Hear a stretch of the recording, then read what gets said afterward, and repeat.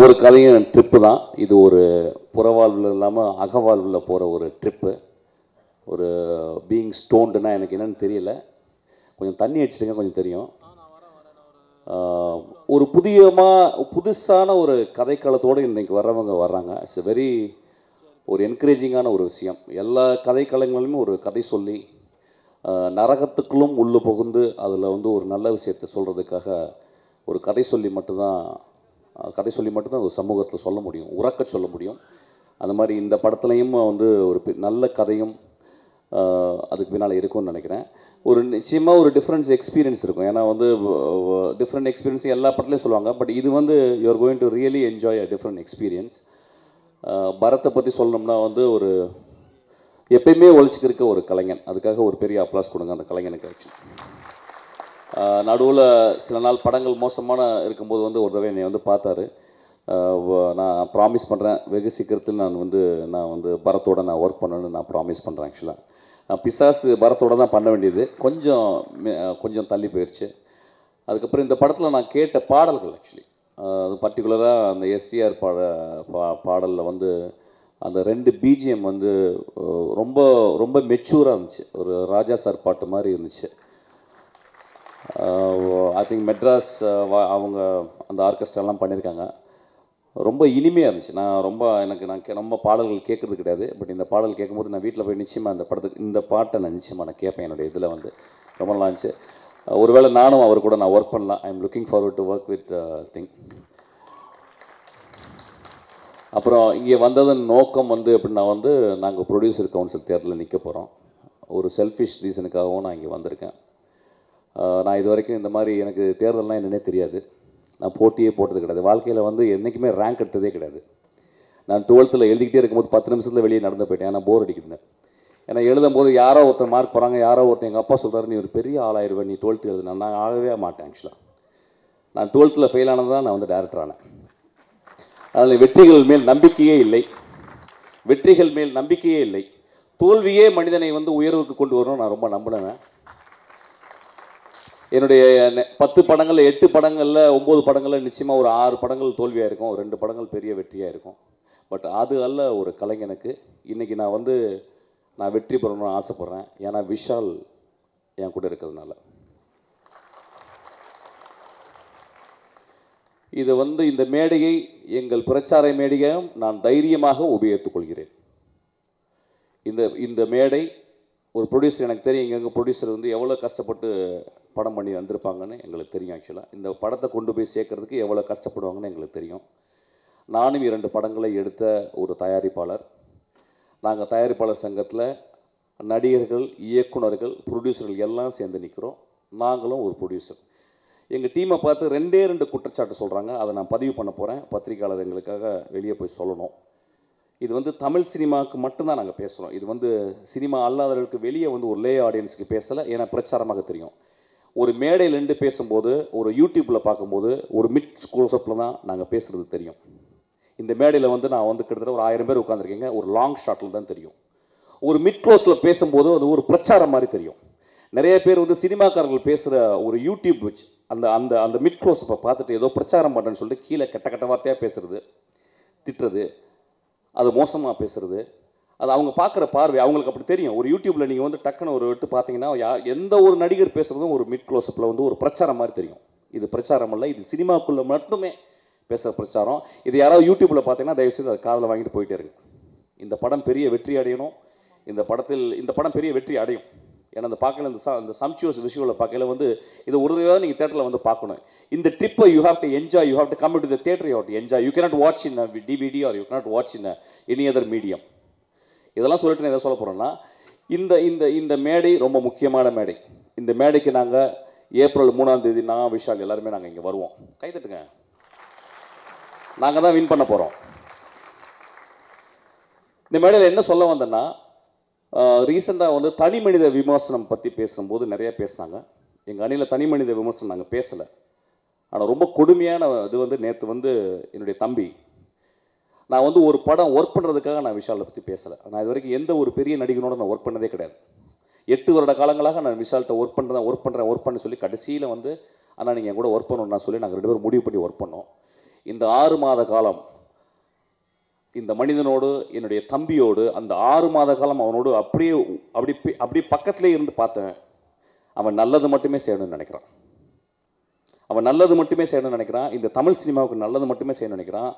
24 மணி நேரம் ஃபோனில் யாராவது ஒருத்தவங்க வந்து ஏதாவது ஒன்று கேட்டுக்கிட்டே இருப்பாங்க, அதை கொடுத்துக்கிட்டே இருக்கான். Actually sincere human being. Actually அதனால தான் நான் கூட இருக்கேன், வேறு யாருமே உரிமை இல்லை. இந்த தேர்தலில் நான் வின் பண்ணிவிட்டு நான் ஆக்சுவலாக விஷால்கிட்ட கேட்க போகிறேன், நான் வெளியே போயிடுறேன். சும்மா உட்காந்து கூட ஒர்க் பண்ணிட்டு கூட நான் போயிடுறேன். எனக்கு தேவையே கிடையாது. எனக்கு ஓட்டுகளே தேவை. எல்லா ஓட்டுகளையும் இந்த மனிதனுக்கு கொடுங்க. ஆக்சுவலி எல்லா ஓட்டும் இந்த அணிக்கு கொடுங்க.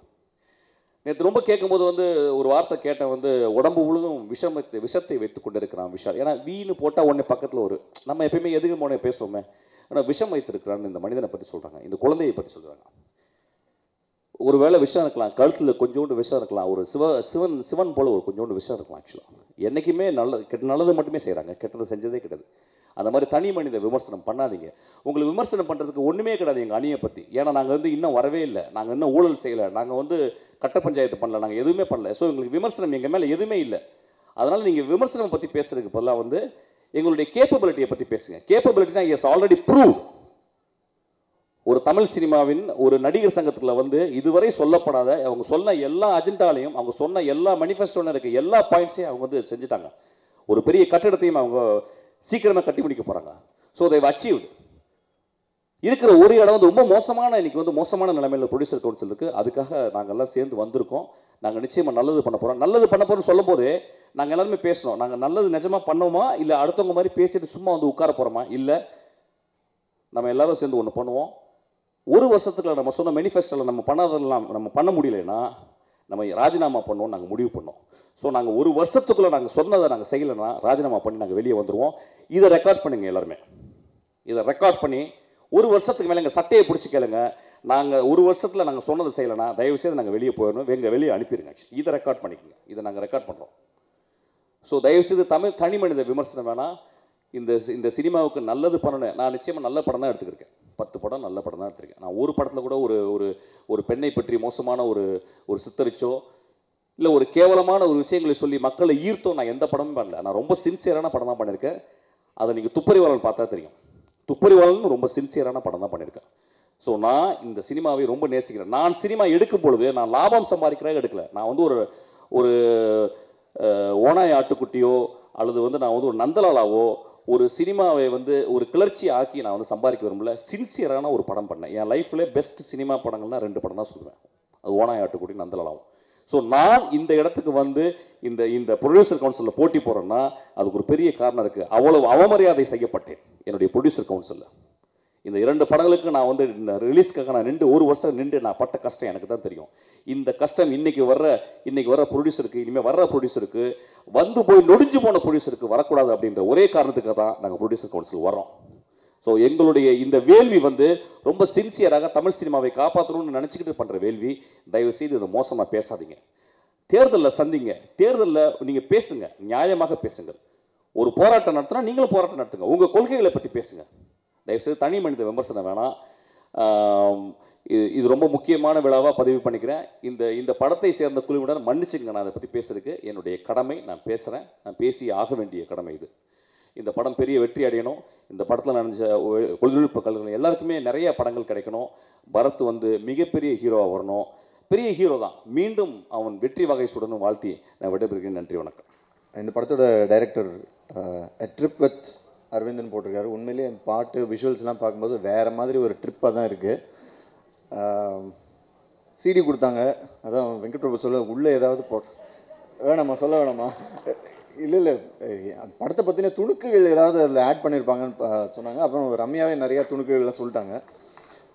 ஒரே ஒரு விஷயம் மட்டும், பிரேம்ஜியோட டெடிகேஷன் பற்றி பேசும்போது இந்த கேரக்டருக்காக அவர் நிறைய விஷயங்கள், இப்போ அவர் வீட்டில் வளர்க்குற லேப்ரடார் எப்படி பிஹேவ் பண்ணுதுங்கிறதெல்லாம் அப்சர்வ் பண்ணுறதை தாண்டி அவர் கொஞ்ச நாள் மனுஷங்க சாப்பிட்ற சாப்பாடே நிறுத்தி வச்சுருந்தாராம். ஏன்னா அது ஒரு டாக் சாப்பிட்டா அது எப்படி ஃபீல் பண்ணும், அது டேஸ்ட் எப்படி இருக்கும், அதெல்லாம் புரிஞ்சுக்கணுங்கிறதுக்காக அந்தளவுக்கு எக்ஸ்ட்ரீமாக அவர் நிறையா. அது மாதிரி பரத் மட்டும் சும்மா இல்லை. இப்போ நீங்கள் அந்த சாங்கில் பார்த்தீங்க, அவர் சரி சொல்லாமா பேசும்போதே இவ்வளோ சென்சார் பண்ண வேண்டியதாக இருக்குது. நல்லபடியாக நல்ல சர்டிஃபிகேட் கிடச்சி இந்த ப்ரொடியூசருக்கும் பணம் நல்லபடியாக திரும்ப வந்து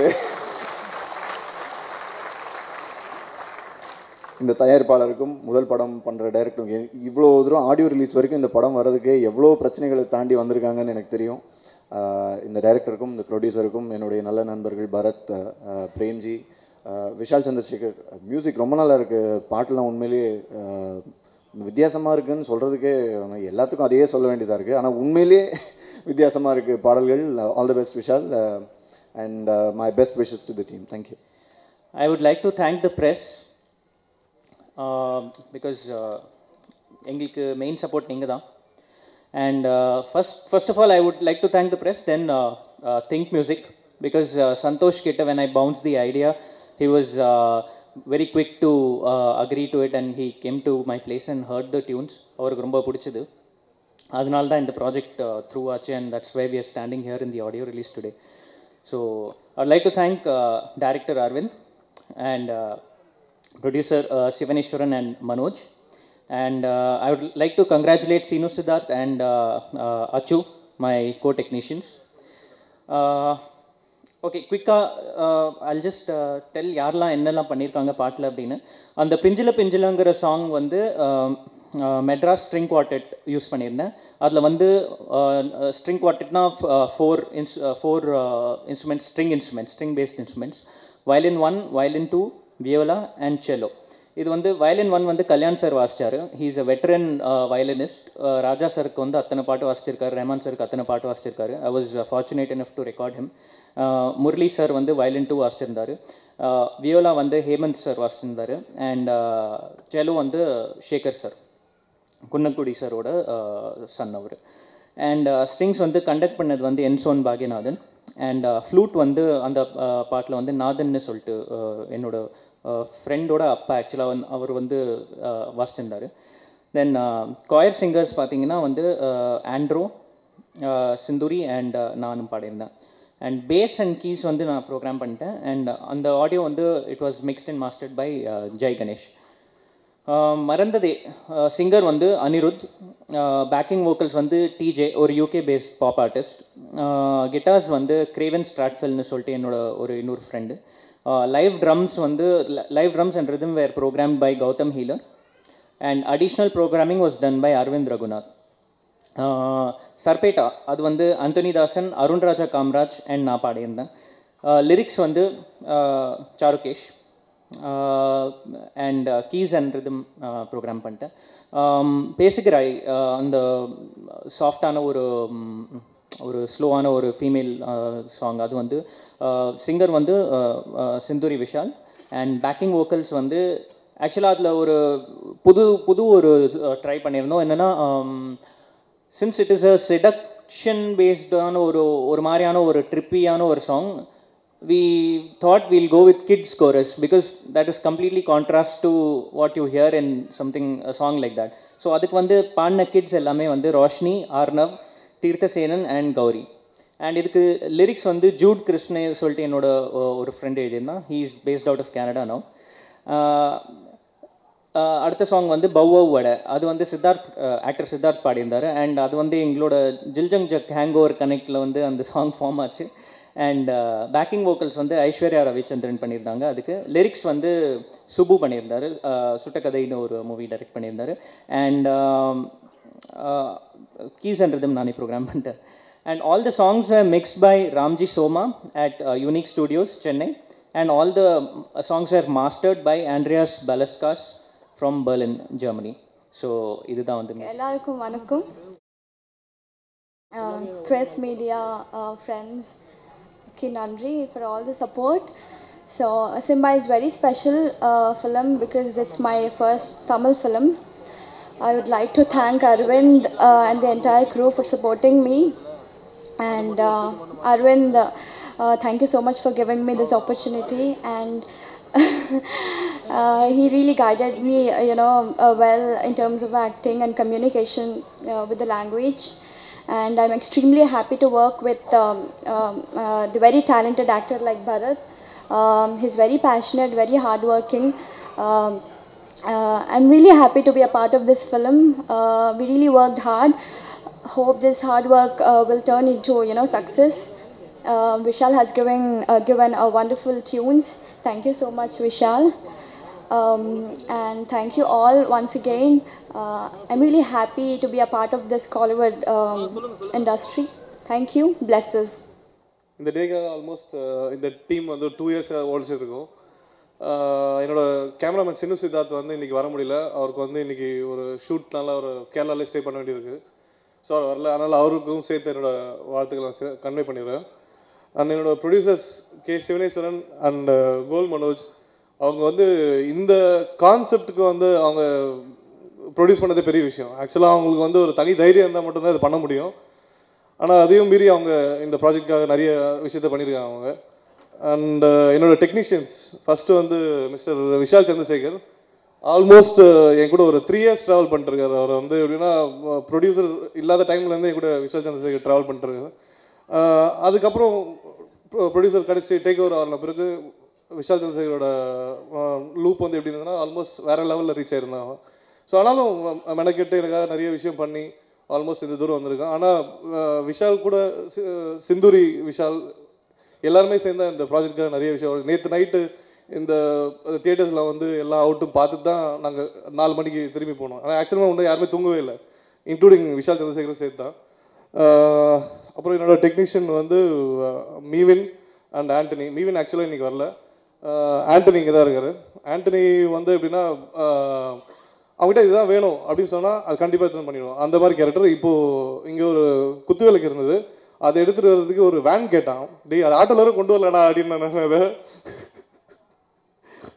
அப்புறம் அச்சு விஜயன் வந்து எப்படின்னா எக்ஸாக்டாக என்ன கேட்குறேனோ அந்த அவுட்டை வந்து பண்ணுவான். ஆக்சுவலாக நானும் அச்சு விஜயன் வந்து நிறைய இந்த ட்விட்ச்சு சினிமா C4D அந்த சினிமா 4D அந்த ஃபார்மெட்லாம் நிறைய ஒர்க் பண்ணியிருக்கோம் அச்சு விஜயன் நானும். அப்புறம் அவரோட அசிஸ்டன்ஸ் ராஜ்குமார் அண்ட் பாபி ராஜனும் என் கூட நிறைய விஷயம் லிரிக்கல் வீடியோக்கெலாம் ஒர்க் பண்ணியிருக்காங்க. ஸோ ஆக்சுவலாக வந்து இந்த டீம் ப்ளஸ் அந்த எடிட்டிங் மிக்ஸ் ஆனால் மட்டும்தான் இதோட வேல்யூ தெரியும் அது. ஸோ அதுக்காக நிறைய எஃபர்ட் போட்டிருக்காங்க அச்சு விஜயன், பாபி ராஜன் அண்ட் ராஜ்குமார். அப்புறம் ஸ்டண்ட்டு அண்ணன் வந்து பார்த்தாலே கொஞ்சம் பயமாக இருக்கும். எப்படின்னா வந்து பாண்டிச்சேரியில் விட்டு ஏற்றிருப்பார் கார், அந்த மாதிரிலாம் விட்டு வருவார் இவர். ஆல்மோஸ்ட் ஆனால் சான்ஸே இல்லை. இவர் வந்து நிறைய ரிஸ்க் எடுத்து பண்ணியிருக்காரு எல்லா ஸ்டண்ட்டுமே அதில். அப்புறம் என்னோட லிரிக் ரைட்டர் வேகா வந்து இன்றைக்கி ஆக்சுவலாக ஒரு மதுரையில் ஒரு ஃபங்க்ஷனால் அவர் கிளம்பி போக வேண்டியிருந்தது, அதனால் அவர் வரல. ஸோ மற்றபடி இங்கே சாருகேஷ் அண்டு சுப்பு, ஜூட் கிரிஷ் வந்து ஊரில் இல்லை, மற்றபடி மீதி எல்லாருமே இங்கே இருக்காங்க. ஸோ கொரியோகிராஃபர் வந்து சதீஷ் தெரியல, நேற்று நைட் அவர் ஏதோ பிஸியாக இருந்தான்னு நினைக்கிறேன், இன்றைக்கி வரல. அதனால் அவர் பாப்பி மட்டும்தான் வந்திருக்காங்க. ஆல்மோஸ்ட் பாப்பி நல்லாவே பண்ணி கொடுத்தாங்க அந்த பேசிக்கிற சாங். அப்புறம் வந்து காஸ்டியூம் அசோக் குமார், சான்ஸே இல்லை. ஆனால் வந்து இந்த கெட்டப்புக்கு வந்து ஃபஸ்ட்டு பயங்கர கன்ஃபியூஷன் இருந்தது. பிரேம்ஜி வந்து எப்படின்னா நாங்கள் இந்த ஷோரூமில் ஒரு பொம்மை வைப்பாங்களே, அந்த காஸ்டியூமுக்கெலாம் போட்டு அடிக்கடிக்கு ட்ரையல் பார்ப்பாங்களே, வேறு காஸ்டியூம் போட்டு, அது மாதிரி வந்து பிரேம்ஜி அப்போ வீட்டுக்கு போயிட்டு வேறு காஸ்டியூம் போட்டு ட்ரை பண்ணி அசோக் வந்து இந்த காஸ்டியூமை கொண்டு வந்தான். ஆனால் அசோக் தேங்க்யூ அசோக். அப்புறம் மேக்கப் வந்து ஷிபு, பரத் ப்ரோக்கு வந்து ஷிபு பண்ணார் மேக்கப். ஆக்சுவலாக அவர் வந்து இந்த புது ஸ்டைலுக்கு வந்து ஷிபுவும் ஒரு காரணம் அதில். பரத் ப்ரோட அவரோட ஸ்டைல், அவரோட செல்ஃப் க்ரூமிங்கும் இல்லாமல் ப்ளஸ் ஷிபுவோட ஹெல்ப்பும் அதில் இருந்தது அதில். அப்புறம் டிசைனர் அமுதன், பாவம் அவன் நேற்று நைட்டு வரைக்கும் தூங்கவே இல்லை. இந்த போஸ்டர்ஸ்க்கு எல்லாமே அவனோட ஃபுல் எஃபர்ட் இருக்குது அதில். அப்புறம் ஸ்டில்ஸ் வந்து சிவா அண்ட் மோத்திலால். சிவா ஊரில் இல்லை, ஆனால் மோத்திலால் இங்கே தான் இருக்கார். சவுண்ட் டிசைன் வந்து ஜெய்கணேஷ் வந்து என்னோட தம்பி மாதிரி எல்லா நாளுமே என் கூட இருந்திருக்கான் அவன். ஆக்சுவலாக அவன் வந்து விஷாலோட சவுண்ட் டிசைனர் அவன், ஆனால் என்னோட அஸ்வன் மாதிரி என் கூட 24 hours ஒர்க் பண்ணியிருக்கான் ஜெய்கணேஷ். நேற்று நைட்டும் ஃபுல்லாக என் கூட சுற்றிருக்கான் அந்த விஷயத்துக்காக. அப்புறம் audiography Rahmath AM and line producer Sathish இங்கே தான் இருக்காருன்னு நினைக்கிறேன். பாவம் அவருக்கு இப்போ ரீசெண்டாக ஒரு ஆக்சிடென்ட் நடந்து ஆல்மோஸ்ட் அவரால் நடக்க முடியாத சுச்சுவேஷன் இருந்தும் இன்றைக்கி வந்திருக்காரு எங்கள் ஃபங்க்ஷனுக்கு, இங்கே தான் இருக்கார் அவர் சதீஷ். அப்புறம் என்னோடய மேனேஜர்ஸ் வந்து சங்கர் அண்டு பாபு அண்ட் சீனு வந்து டெய்லி காலைல 9 மணிக்கு வருவார், 6 மணிக்கு போவார். வேலையானாலும் ஆஃபீஸ்க்கு வந்து போவார், அந்த அளவுக்கு ஒரு ஜென்டில்மேன் அவர். பிஆர்ஓ வந்து நிக்கில் சார் வந்து எப்படின்னா சுருன்னு கோவப்படுவார், ஆனால் எல்லா விஷயத்தையும் பர்ஃபெக்டாக பண்ணி கொடுப்பாரு. ஆனால் நல்ல மனுஷன் அவர். அது படத்தில் இந்த ஸ்கிரிப்ட் வந்து எப்படி பிளான் பண்ணதுன்னா, என்னோட ரியல் லைஃப்பில் ஒரு ஃப்ரெண்டு வருது. ஸோ அவனோட கேரக்டரை மாத்திரம் எடுத்துக்கிட்டு கொஞ்சம் கொஞ்சம் மசாலா மிக்ஸ் பண்ணி, அப்புறம் வெங்கட் பிரபு அண்ணா மாதிரி கொஞ்சம் கொஞ்சம் மேட்டர்லாம் கொஞ்சம் மேலே தூவி மானே தேனி பொன்மானையெல்லாம் போட்டு ஸ்கிரிப்ட் ரெடி பண்ணது. அப்புறம் ஆர்டிஸ்ட்க்கு வருவோம். பிட்டில் அதுதான் இருக்குது. ஃபஸ்ட்டு வந்து பரத் ப்ரோ வந்து இந்த கேரக்டருக்காகவே ஆல்மோஸ்ட் வந்து ஒரு புகையிலே தான் ஓடி இருக்கும் அவரோட லைஃப். ஆல்மோஸ்ட் ஒரு இந்த 80 days ஷூட்லேயும் அவருக்கு வந்து ஃபுல் புகை. ஆனால் எதுக்கும் சலிக்காமல் ஒர்க் பண்ணார் அவர். இது என்ன ஃபுல் எஃபர்ட் போட்டார் அவர். அப்புறம் ரீசெண்டாக இப்போது அந்த வந்தனே ஒரு சாங் இருக்கும். அந்த சாங்கில் வந்து அவர் லெக்மெண்ட் டேர் ஆயிடுச்சு. அவர் வந்து ஃபஸ்ட்டு ஒரு மூவ்மெண்ட் போட்டார். அந்த இடத்துல எப்படி ஆயிடுச்சுன்னா, அவருக்கு வந்து டக்குன்னு சுளுக்கு பிடிச்சி லெக்மெண்ட் டேர் ஆயிடுச்சு. ஆனாலும் அதை கண்ட்ரோல் பண்ணி எஃபர்ட் போட்டு அந்த சாங்கை முடிச்சே ஆகணும்னு சொல்லி 2 days முடிச்சார் அவர். சீரியஸாக அதுக்கு வந்து ஒரு கிளாஸ் பண்ணலாம். அதுக்கு எல்லாம் சைலண்டாக இருக்கீங்க. அப்புறம் வந்து பிரேம் ப்ரோ காலில் வேணும் சான்ஸே இல்லை. அவர் வந்து எப்படின்னா அந்த எப்போ ஷூட் அந்த வந்த உடனே வந்து டைலாக் பேப்பர் வாங்கிடுவார். டைலாக் பேப்பர் வாங்கிட்டு கேரவனில் உட்காந்து கக்க பக்கம் சிரிப்பார். திருப்பி வந்து ஸ்பாட்டுக்கு வந்து அதுக்கு ஒரு கரெக்ஷன் பண்ணுவார். அது திருப்பி டேக் போகலாமா. ஆனால் அவருக்கும் கேமராமேனுக்கு மட்டும் ஒர்க் அவுட்டே ஆகாது. 2 பேரும் அந்த அளவுக்கு எளியும் போனவர். நான் அந்த காஸ்டியூம் போட்டு வந்து வெயிலில் நிற்பார். ஆனால் கேமராமேன் கொஞ்சம் டைம் எடுத்து பண்ணுவார். அவர் டென்ஷனாகி கண்ணாமேனு கத்திட்டு இருப்பார். ஆனால் சொன்ன மாதிரி அதெல்லாம் கம்ப்ளீட்டாக பண்ணி கொடுத்துட்டார் அவர். அப்புறம் ரமணா சார் வரலன்னு நினைக்கிறேன் இன்றைக்கி. அவர் ரமணா சார் வரலன்னு நினைக்கிறேன். அவர் ஆக்சுவலாக இந்த படத்தில் ஒரு முக்கியமான கேரக்டர் பண்ணியிருக்காரு. இன்றைக்கி ஏதோ ஒர்க் இருக்கிறதுனால அவர் வர முடியல அவரால். அப்புறம் நிறைய இருந்துச்சா அவ்வளோதான். அப்புறம் விஷால் சார் ஆல்மோஸ்ட் வந்து எப்படின்னா கத்தி சண்டை போட்டு இந்த படத்தை எங்களுக்கு ஜெயிச்சு திருப்பி வாங்கி கொடுத்தாரு எங்களுக்கு.